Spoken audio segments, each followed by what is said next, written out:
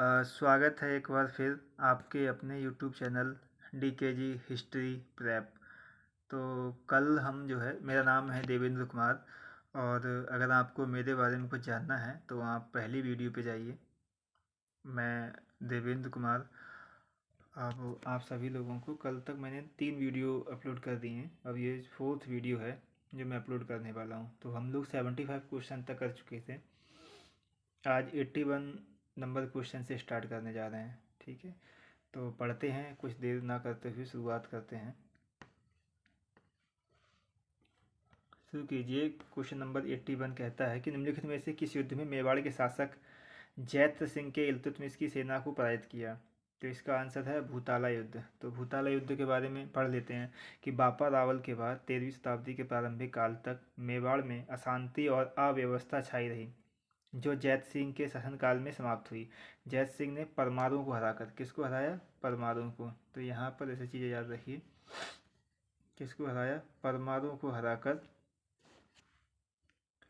चित्तौड़ पर अधिकार किया था। जैत सिंह ने मालवा के परमारों को हराया और भूताला के युद्ध में इल्तुतमिश की सेना को वापस जाने पर विवश कर दिया। जय सिंह कृत हमीर, यानी कि जय सिंह की रचना है कौन? हमीर मद मर्दन नामक नाटक से इल्तुतमिश के आक्रमण का वर्णन है। जैत सिंह के उत्तराधिकार तेज सिंह, समर सिंह एवं रतन सिंह हैं। आते हैं क्वेश्चन नंबर 82 की ओर। तो 82 की ओर देखिए, ये क्वेश्चन नंबर 82 कहता है कि इनमें से किस शासक के अधीन दिल्ली सल्तनत भौगोलिक विस्तार के मामले में अपने चरम पर पहुंच गई थी? यानी कि सबसे ज़्यादा भौगोलिक विस्तार किसके टाइम पे हुआ? तो ये था मोहम्मद बिन तुगलक के समय में जो है चरम अवस्था पर पहुंच गई। तो पढ़ लेते हैं। मोहम्मद बिन तुगलक के सिंहासन पर बैठने के समय दिल्ली सल्तनत कुल 23 प्रांतों में बटा हुआ था, जिनमें मुख्य थे दिल्ली, देवगिरी, लाहौर, मुल्तान, जयनगर। तो इतना सब आप लोग पढ़ लीजिए कौन कौन थे, कौन कौन नहीं थे। बढ़ते हैं अपने अगले नेक्स्ट क्वेश्चन हम लोग 83 की ओर। 83 नंबर क्वेश्चन ये DSSB PGT में आया हुआ 2021 का ही है कि मोहम्मद बख्तियार खिलजी निम्नलिखित में से किस स्थल को दूषित करने के लिए जिम्मेदार था?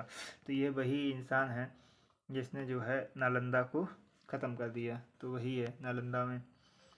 तो यहाँ पढ़ भी लीजिए कि मोहम्मद बिन बख्तियार खिलजी इख्तियारुद्दीन मोहम्मद बिन बख्तियार खिलजी कुतुबुद्दीन ऐबक का सैन्य सलाहकार था। ठीक है ना, किसके शासनकाल में था ये? कुतुबुद्दीन ऐबक के समय में। इसने बंगाल और बिहार के पूर्वी भारतीय क्षेत्रों में मुस्लिम विजय का नेतृत्व किया था और स्वयं को उनके शासन के रूप में स्थापित किया। भारतीय उपमहाद्वीप में 1197 से लेकर 1206 ईस्वी के मध्य बौद्ध भिक्षुओं की सामूहिक हत्या थी, इसी ने की। कौन? ये बख्तियार खिलजी के टाइम पे हुआ था।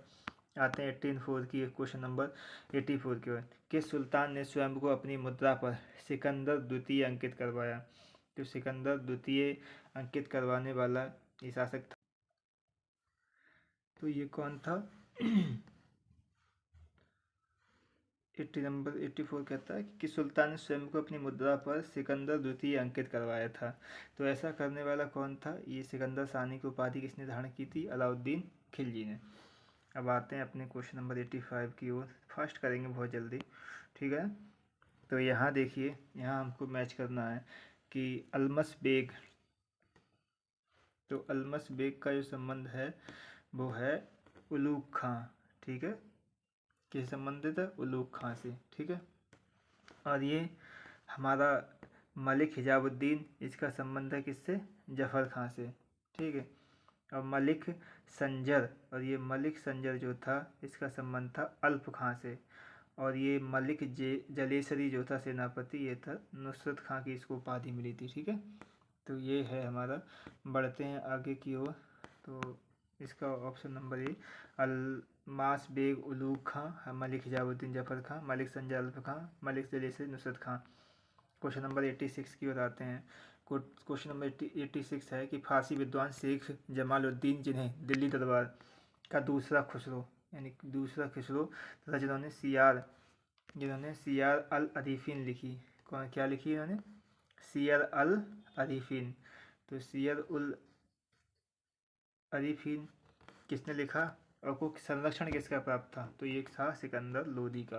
तो और पढ़ लीजिए। सल्तनत काल में लोदी वंश के संरक्षण में फारसी विद्वान शेख जमालुद्दीन, जिन्हें दिल्ली दरबार का दूसरा खुसरो कहा जाता था, की रचना सियर उल अरीफीन है। तो इसके बारे में पढ़ लेना और विस्तार से।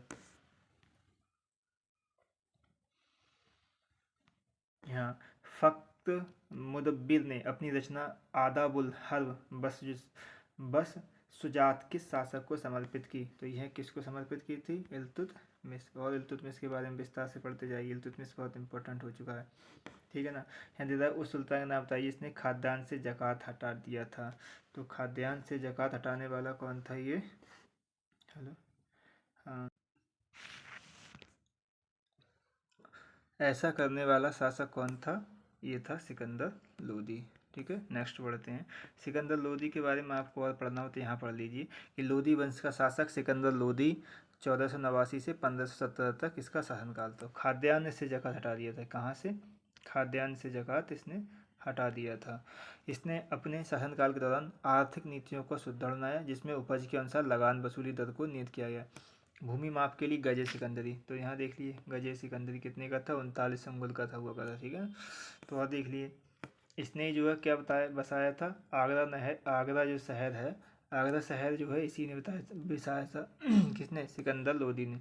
तो आगरा शहर जो है किसने बसाया? सिकंदर लोदी ने बसाया था, ठीक है। इनके बारे में आप पढ़ते रहिए, आराम से विस्तृत चर्चा करते रहिए। और यहाँ देखिए 89 पे आते हैं।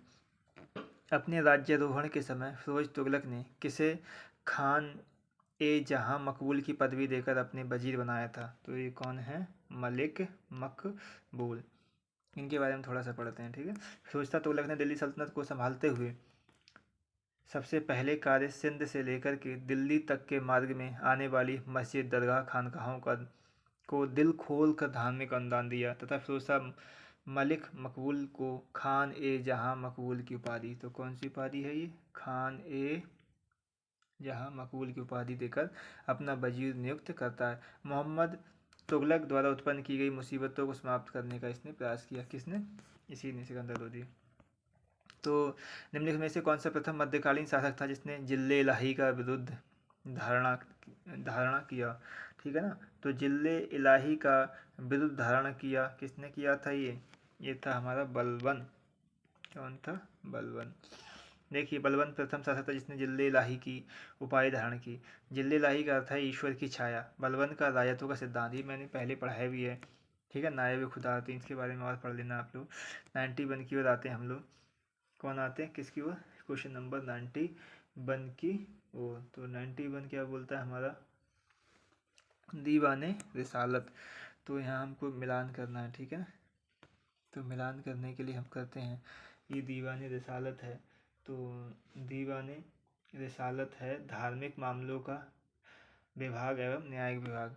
तो दीवाने रिसालत धार्मिक मामलों का विभाग पे आ जाइए, ठीक है ना। दीवाने को ही तो मैं पहले ही बताया हूँ कि दीवाने को ही जो है कृषि विभाग से, जहाँ कृषि विभाग दिख जाए वहाँ, क्योंकि मोहम्मद बिन तुगलक के समय चालू हुआ था।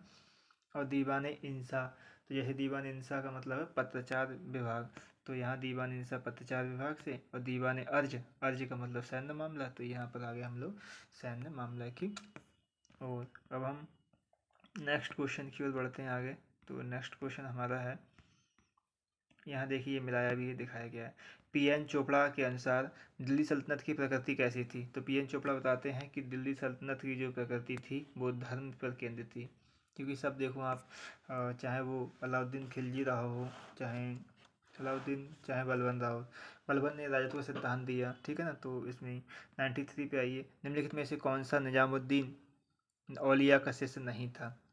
तो निजामुद्दीन औलिया का शिष्य कौन नहीं था? तो ये शेख जमाल उद्दीन। कौन नहीं था? शेख जमालुद्दीन नहीं था। इनके बारे में पढ़ लेते हैं।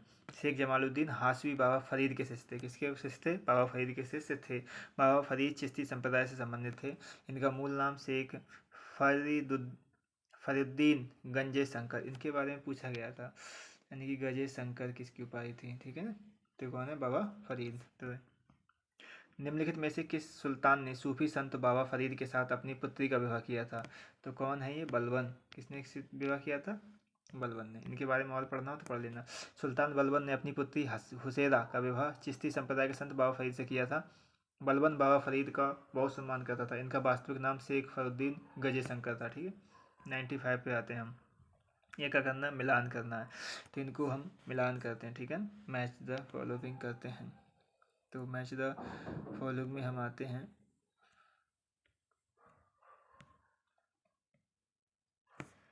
मैच द फॉलोइंग में आते हैं हम, यहाँ से आते हैं दीवाने बिजारत, ठीक है ना। तो दीवाने बिजारत, दीवाने बिजारत का संबंध किसे था? वित्त विभाग। तो दीवाने बिजारत में वित्त विभाग दिख जाए वहाँ कर दीजिए। तो ये रहा वित्त, ठीक है। और यह दीवानी रसालत, तो दीवानी रसालत है विदेश विभाग या धार्मिक विषय। तो यहाँ पे आ जाइए, रिसालत का मतलब एक धार्मिक विषय, ठीक है। और यहाँ दीवाने अर्ज, तो दीवाने अर्ज हम अभी पढ़ के आए, कौन सा था? सैन्य विभाग था। तो दीवाने विभाग कौन सा था? दीवाने अर्ज का मतलब है सैनिक विभाग। और दीवाने इंसा, और दीवान इंसा का मतलब है राजकीय पत्राचार। तो ये है मैच करने के लिए, ठीक है। बाकी आगे बढ़ते हैं 96 की ओर हम। क्वेश्चन नंबर 96 अब दे रहा है कि को बनाने के पीछे की प्रेरणा ख्वाजा कुतुबुद्दीन बख्तियार काकी रहे। तो ये सब तो आप बहुत अच्छे से जानते हैं कि किसके बारे में बात हो रही है। तो ये हमारी बात हो रही है कुतुब मीनार। किसकी बात हो रही है? कुतुब मीनार की बात हो रही है, ठीक है ना। कुतुब मीनार के बारे में और भी पढ़ लीजिए, कई फैक्ट्स हैं, ठीक है। 97 की बताइए, दिल्ली के किस सुल्तान ने कृषि की दशा सुधारने के लिए दीवाने अमीर कोही, तो दीवाने अमीर कोही के बारे में बहुत पढ़ा जाता है। तो ये मोहम्मद बिन तुगलक था। तो दीवाने अमीर कोही की स्थापना की, तो ये कौन था? हमारा मोहम्मद बिन तुगलक, ठीक है। यहाँ ये 98 पे आते हैं, ये भी मैच द फॉलोइंग करने हैं। यहया बिन अहमद, अभी कल हम लोगों ने पढ़ा था ना, कल ही हम लोग पढ़ रहे थे यहया बिन अहमद वगैरह के बारे में। तो यहया बिन अहमद कौन है? तारीख मुबारक शाही। तो इनकी उन्होंने क्या लिखी? तारीख मुबारक शाही। तो कल भी हमने पढ़ा था इनके बारे में, तारीख मुबारक शाही। तो आ जाइए, एक और तारीख मुबारक शाही है। अब्दुल्ला तारीख दाऊदी, तो अब्दुल्ला जो है तारीख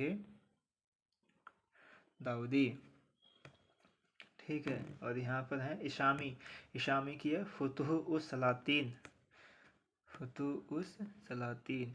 और बाद में अहमद यादगार, ये है तारीख ए सलातीन ए अफगाना।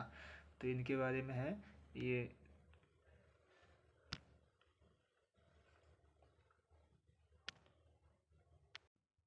फिर से शुरू करते हैं, ठीक है। तो हमने मिलाया था कि यहया बिन अहमद तारीख मुबारक शाही, ठीक है, जो तारीख मुबारक शाही। तो यहाँ पर आई तारीख मुबारक शाही। फिर हमने मिलाया था अब्दुल्ला, अब्दुल्ला का हमने मैच किया था तारीख दाऊदी से। तो अब्दुल्ला तारीख दाऊदी, ठीक है। इशामी, तो इशामी का कौन है? तारीख इशामी का है फुतुह उस सलातीन, कौन सा है?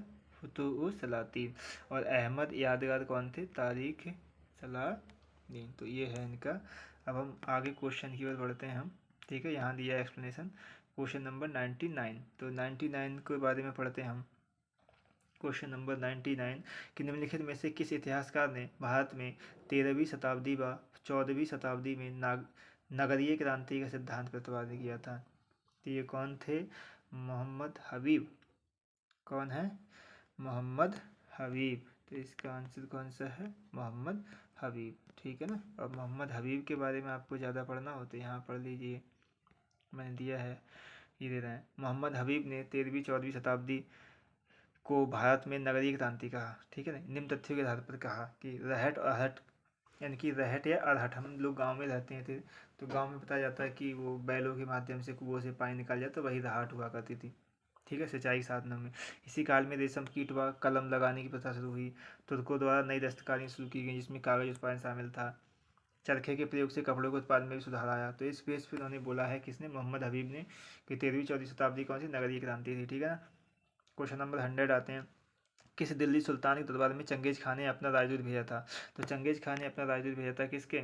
इल्तुतमिश, वही था, कुवाचा वगैरह सब लोग थे ना, आप लोग पढ़े होंगे। तो देखिए, मंगोल शासक चंगेज खान ने दिल्ली के सुल्तान इल्तुतमिश के दरबार में अपना राजदूत भेजा क्योंकि वह चाहता था कि इल्तुतमिश पर्सिया के शासक जलालुद्दीन मंगवर्नी की सहायता ना करे। किसकी सहायता ना करे? मंगवर्नी की, ठीक है। नहीं तो आप, अगर आपने वो NCERT पढ़ी होगी तो पढ़ा होगा, मंगवर्नी चला आया था तो अपनी सिक्योरिटी के लिए। हाँ, किस सुल्तान ने खलीफा की उपाधि धारण की थी? तो खलीफा की मतलब उपाधि धारण करने वाला कौन सा शासक था? तो खलीफा की उपाधि धारण करने वाला कुतुबुद्दीन मुबारक खिलजी था। कौन था? कुतुबुद्दीन मुबारक खिलजी। तो यहाँ हम आते हैं, आगे बढ़ते हैं हम लोग क्वेश्चन नंबर 102 की ओर। क्वेश्चन नंबर 102 कहता है कि हजार सितून महल किसने बनवाया था? तो यह है अलाउद्दीन खिलजी। तो है अलाउद्दीन खिलजी, इनके बारे में पढ़ लीजिए। हजार सितून यानी कि हजार स्तंभों वाला महल का निर्माण 1303 ईस्वी में दिल्ली में अलाउद्दीन खिलजी ने करवाया था। अलाउद्दीन ने सिकंदर द्वितीय की उपाधि धारण की थी। दिल्ली में अलाई दरवाजा का निर्माण इसी ने करवाया। दक्षिण भारत पर आक्रमण करने वाला दिल्ली का पहला सुल्तान कौन था? यही था कौन? अलाउद्दीन खिलजी। नेक्स्ट बढ़ते हैं हम लोग 103 की ओर। अमीर खुसरो का मूल नाम क्या था? तो ये तो आप जानते होंगे कि अमीर खुसरो का मूल नाम क्या था। तो अमीर खुसरो के बारे में आप लोग बहुत अच्छे से जानते होंगे, ठीक है ना, जानते ही होंगे। अमीर खुसरो वही हैं जो हमारे पटियाला से हैं, उत्तर प्रदेश के पटियाला से। तो इनका मूल नाम क्या था? अबुल हसन। क्या नाम था? अबुल हसन, ठीक है ना, क्या नाम था? अबुल हसन। हम आते हैं एक क्वेश्चन नंबर 104 की ओर। दीवानी रियासत का संस्थापक कौन था? तो अभी यहाँ पढ़े ही थे दीवानी रियासत के बारे में, किसके समय में थी? अलाउद्दीन खिलजी। और ये पीडीएफ वाला सिस्टम, बजाज सिस्टम जो था ना, बहुत अच्छा किसके? अलाउद्दीन के समय में थी इसी दीवानी रियासत, ठीक है। तो नेक्स्ट पढ़ते हैं 105 की ओर। तबकात नासरी के विषय में असत्य कथन पहचानेंगे। तो तबकात नासरी के बारे में कौन कौन से कथन सत्य हैं, पहले वो पहचान लेते हैं, ठीक है। तो ये बोलते हैं कि इसमें भारत पर मंगोल आक्रमण का विवरण मिलता है। तो सही है, मिलता है। ये 26 तबकों में विभक्त है, ठीक है। इसमें प्राय एक ही घटना की आवृत्ति बार बार हुई है, तो गलत है। ये 1260 में पूर्ण हुई, सही है। बाकी इसका एक्सप्लेनेशन पढ़ लीजिए। तबकात नासरी मिनहाज उद्दीन सिराज द्वारा रचित है। इसमें मोहम्मद गोरी की भारत विजय तथा तुर्की सुल्तान के आरंभिक इतिहास की लगभग 1260 ईस्वी तक की जानकारी मिलती है। ये कृति गुलाम वंश के शासक नासरुद्दीन महमूद को समर्पित है। इसमें 26 तबके यानी कि अध्याय हैं। Question number 106। उस्र क्या था? तो उस्र क्या था? मुसलमानों से लिए जाने वाला भूमि कर। तो इसमें हम लगा देंगे उस्र क्या था? मुसलमानों से लिए जाने वाला भूमि कर। तो देख पढ़ लेते हैं। उस्र मुसलमानों से लिए जाने वाला भूमि कर था जिस भूमि पर प्राकृतिक साधनों द्वारा सिंचाई होती थी वहाँ से पैदावार का 10% तथा जहाँ से आर्टिफिशियल साधनों द्वारा सिंचाई होने पर उपज का 5% भाग के रूप में कर के रूप में जो है राज्य वसूलता था। अब देखिए ज़कात क्या था? मुसलमानों की आय पर लगने वाला धार्मिक कर हुआ करता था। खुम्स जो है युद्ध में लूटे गए धन पर लगाने वाला टैक्स हुआ करता था। और जजिया जो है गैर मुसलमानों पर लगाए जाने वाला कर था। ये लाख बख्श, ये तो लाख बख्श तो कैसा भी जानते होंगे कि कुतुबुद्दीन ऐबक को जो है लाख बख्श के नाम से जाना जाता है, ठीक है ना। आगे पढ़ते हैं 108 नंबर। सुल्तानों के काल में किसने इक्ता पद्धति को आरंभ किया था? तो ये तो इल्तुतमिश था, ठीक है ना, इक्ता लाने वाला। बाकी देख लीजिए आप।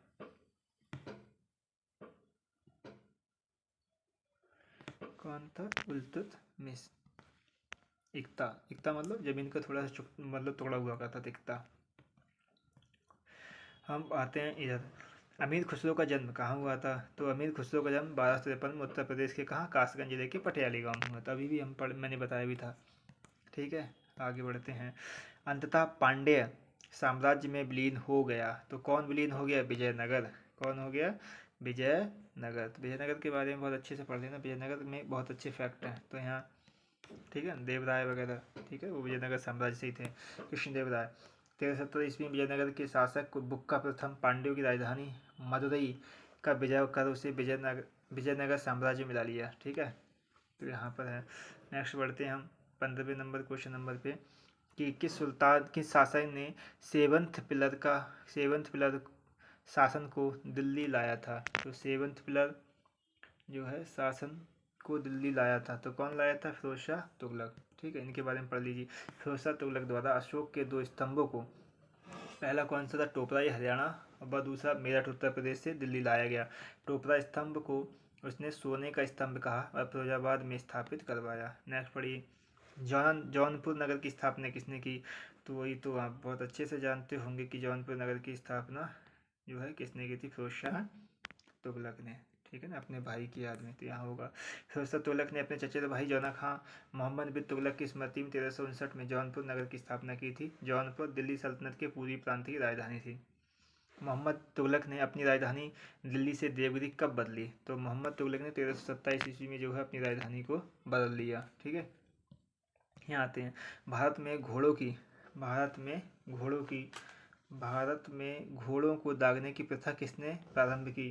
तो भारत में घोड़ों को दागने की प्रथा तो आप जानते हैं किसने प्रारंभ की थी? हमारा अलाउद्दीन खिलजी ने, क्योंकि सारे बहुत ज़्यादा रिफॉर्म हुए थे अलाउद्दीन खिलजी के टाइम पे। ठीक है, क्वेश्चन नंबर 119 की ओर आते हैं। यहाँ पढ़िए, दिल्ली के राज सिंहासन के लिए इल्तुतमिश ने किसको अपना उत्तराधिकारी नामित किया? तो ये आपने पढ़ाई तो मैंने बताया था कि पहली महिला सुल्तान कौन थी? रजिया सुल्तान।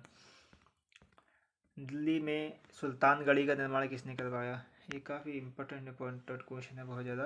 तो सुल्तान गढ़ी का मकबरा दिल्ली में से था, जिसका निर्माण इल्तुतमिश ने अपने बेटे किसके? नासरुद्दीन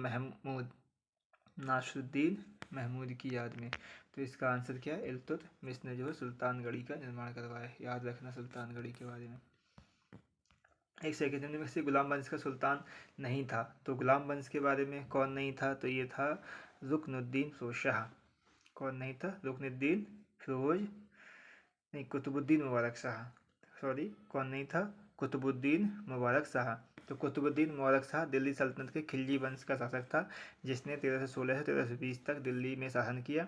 कुतुबुद्दीन मुबारक शाह ने स्वयं को खलीफा घोषित कर दिया।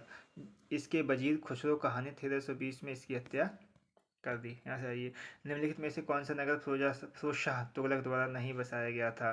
तो फिरोज शाह तुगलक द्वारा बसाया न जाने वाला कौन था? फतेहगढ़। ठीक है ना, बाकी यहाँ पढ़ लीजिए किस कौन कौन से। फिरोज शाह तुगलक दिल्ली सल्तनत में तुगलक वंश का शासक था, जिसने 1351 से 88 तक शासन किया। इसका काल कई रचनात्मक कार्यों के लिए जाना जाता है, जैसे नहरों का निर्माण हुआ, शहरों की स्थापना, बाग निर्माण। फिरोज शाह ने शहरों में जौनपुर, हिसार, फिरोजाबाद की स्थापना की। फिरोज शाह तुगलक ने फतेहगढ़ की स्थापना नहीं की। 1478 ईस्वी में फतेहगढ़ का नाम बहलोल लोदी ने अपने पुत्र के नाम पर रखा था। 123 पे आइए, वह शासक कौन था जिसने निरीक्षक लिपिक को घूस देने के लिए एक सैनिक को सोने का सिक्का दिया था? तो ये कौन था? फिरोज तुगलक। ठीक है ना, पढ़ लीजिए। दिल्ली सल्तनत के सुल्तान में फिरोज शाह तुगलक ने घूसखोरी को बढ़ावा दिया जब उसने अपने एक सैनिक को घोड़ा पास कराने के लिए मुद्रा दी। फिरोज तुगलक ने दास विभाग की स्थापना की। ठीक है, तो इसका नाम क्या होगा? दीवाने बंदगान। ठीक है, आगे आते हैं। सुल्तान जिसने आगरा नगर की स्थापना की, तो ये तो पता ही, मैंने पढ़ाया था सिकंदर लोदी के बारे में। किसके बारे में? सिकंदर लोदी के बारे में। ठीक है, यहाँ ये चित्तौड़ पर कब्जा करने के बाद अलाउद्दीन खिलजी ने उसका नाम रख दिया था। तो चित्तौड़ पर कब्जा करने के बाद अलाउद्दीन खिलजी ने उसका नाम क्या रख दिया था? खिजराबाद। क्या रखा था? खिजराबाद। हम नेक्स्ट बढ़ते हैं अगले क्वेश्चन की ओर, 126 की ओर। सिकंदर सानी, अभी मैं इतनी देर से बताते चला रहा हूँ कि सिकंदर सानी की जो उपाधि थी किसने रखी थी? इसके अलाउद्दीन खिलजी ने रखी थी। ठीक है ना, कौन था ये? अलाउद्दीन खिलजी। इसके बारे में सारे लौट फिर के वही क्वेश्चन आ रहा है। यहाँ देखिए, 1202 में नालंदा विश्वविद्यालय किसने नष्ट कर दिया था? तो अभी हम पढ़ रहे थे ये बख्तियार के बारे में। किसके बारे में? बख्तियार खिलजी के बारे में पढ़ते आ रहे थे। इसी ने जो है नालंदा विश्वविद्यालय को नष्ट कर दिया। ठीक है, आगे बढ़ते हैं हम। क्वेश्चन नंबर 128 के, निम्नलिखित में से किसने एकता प्रणाली को समाप्त कर दिया था? ठीक है ना, किसने जो है एकता प्रणाली को समाप्त कर दिया था? तो एकता प्रणाली को समाप्त करने वाला कौन था? अलाउद्दीन खिलजी, क्योंकि नगद वेतन दिया करता था। ठीक है ना, तो इसी का एकता खत्म कर दिया। अब आते हैं हम लोग क्वेश्चन नंबर 129 के। घोड़े की नाल का तीर को पहली बार कहाँ पेश किया गया था? तो ये अलाई दरवाजे में। कहाँ किया गया था? अलाई दरवाजे में। पढ़ लेना, NBS में पूछा गया है। दिल्ली सल्तनत का रजत टका सबसे पहले किसके द्वारा जारी किया गया था? रजत का, ठीक है ना, रजत का टका जो था सबसे पहले किसके द्वारा जारी किया गया? तो ये तो कौन सा? इल्तुतमिश।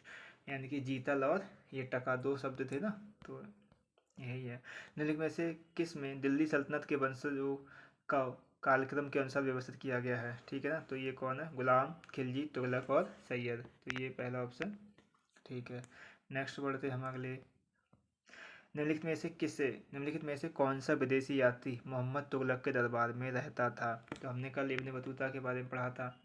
ठीक है ना, मोरक्को का ये था। ठीक है, इसको काजी भी बनाया गया था।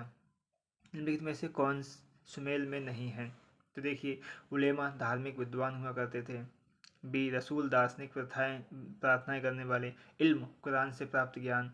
और सुन्नी पैगंबर के आधुनिक व्यवहार। नहीं, ये नहीं है। सुन्नी मतलब सुन्नी में विश्वास करते थे। सुन्नी पैगंबर के आधुनिक व्यवहार नहीं, बल्कि मुस्लिम धर्म की एक शाखा है। ठीक है ना। तो यहाँ आते हैं हम लोग 134 की ओर। सूची फर्स्ट को हमें सूची सेकंड से मिलाना है, तो हम यहाँ देखेंगे। ठीक है ना, मिलान करेंगे इनका। कल्ब, तो ये कल्ब जो हुआती थी वो थी सेना। कल्ब कौन थी? सेना। हस्म जो था घुड़सवार सैनिक हुआ करते थे। हस्म कौन? घुड़सवार सैनिक हुआ करते। फवाजिल, तो ये फवाजिल जो है ये राजस्व से संबंधित है। ठीक है ना। फवाजिल कौन थे? ये निर्धारित राजस्व के प्राप्त होने वाला राजस्व। ठीक है ना। और तौफीर कौन बच गया? ये थे इक्ता की अनुमानित आय में बढ़ोतरी। ठीक है। अब आगे बढ़ते हैं हम लोग। यहाँ देख लेना, तुर्कान ए चहलगानी का उल्लेख किसने सबसे पहले किया था? ठीक है ना। तो यहाँ तुर्कान ए चहलगानी कौन है? फुतुह अस सलातिन।